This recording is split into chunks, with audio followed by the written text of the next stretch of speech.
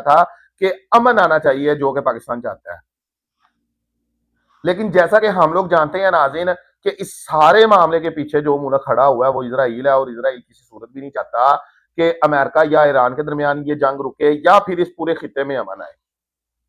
अब जब इजराइल नहीं चाहता तो फिर यूएई कैसे चाहेगा? आप लोग तो ये समझेंगे कि यूएई एक इस्लामी मुल्क है, वो इजराइल से उसका क्या लेना देना है, वो क्यों सपोर्ट करेगा इजराइल को, या वो क्यों चाहेगा कि वो काम करे जो इजराइल चाहता है।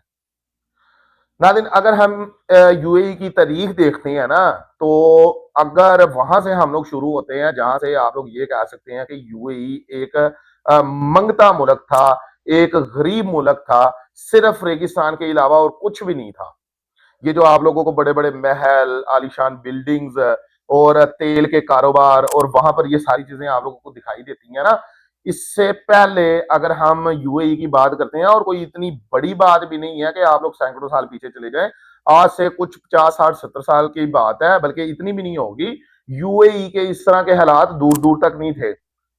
जो यूएई के लोग हैं वो ये सोच भी नहीं थे सकते कि यूएई आगे चलकर एक ऐसा मुल्क बनेगा कि पूरी दुनिया यूएई में अपनी इन्वेस्ट करना चाहेगी।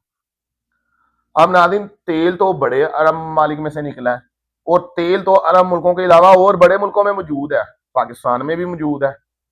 ठीक है, इसके अलावा और बड़े इस तरह के इस्लामी मुल्क हैं जहां पर तेल यूएई से कई गुना ज्यादा है। ईरान में तेल मौजूद है, गैस के भी इतने बड़े बड़े जखायर हैं, इसके अलावा बहुत सी मादनियात है। तो ईरान यूएई क्यों नहीं बन जाता?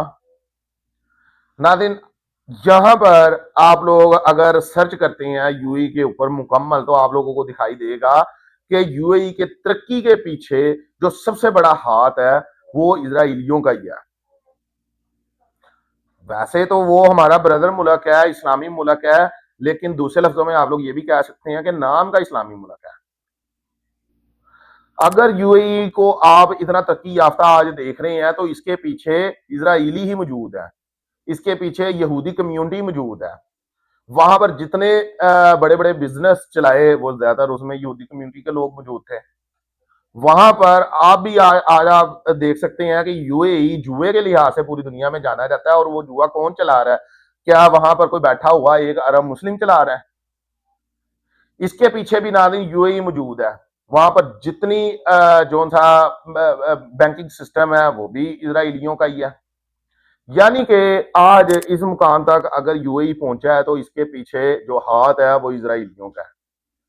तो जब इसराइल की मदद से या यहूदी कम्युनिटी की मदद से यूएई आज इतना तरक्की पर पहुंचा है, तो फिर आप लोग अंदाजा लगा सकते होंगे कि वो कैसे गुजारा करेगा कि एक मुल्क, चाहे वो इस्लामी मुल्क है, वो इसराइल के खिलाफ जाए, या वो इसराइल के इत्तेहादी अमेरिका के खिलाफ जाए, चाहे वो ईरान है, पाकिस्तान है, या कोई भी है।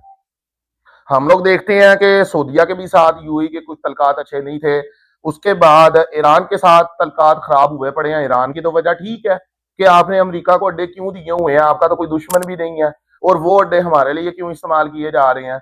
लेकिन इसका जवाब यूएई के पास है नहीं। बस यूएई चाहता है ठीक है जी, जैसे अमेरिका या इसराइल कहता है आप वैसा करें। क्यों करे ईरान वैसा? यूएई की तो दूर दूर तक कोई हैसियत नहीं है इस मामले में। उसने तो उन मुल्कों